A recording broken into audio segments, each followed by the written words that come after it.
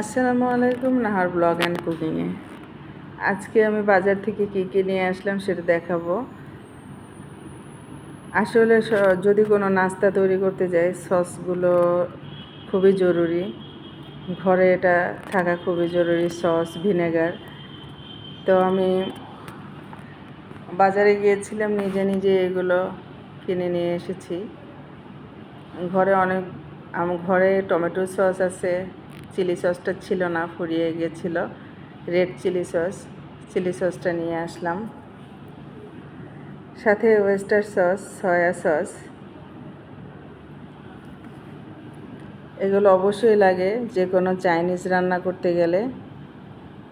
এছাড়া এর সঙ্গে কিছু কিনে নিয়ে আসলাম, কাজু বাদাম, পেস্তা বাদাম, কাঠবাদাম।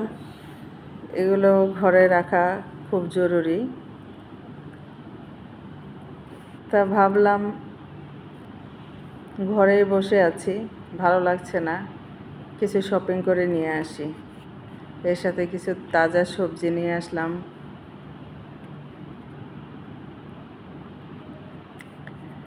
চাইনিজে আর একটা জিনিস খুব জরুরি, সেটা হচ্ছে ক্যাপসিকাম। আমাদের এখানে ইয়েলো ক্যাপসিকাম খুব একটা পাওয়াই যায় না।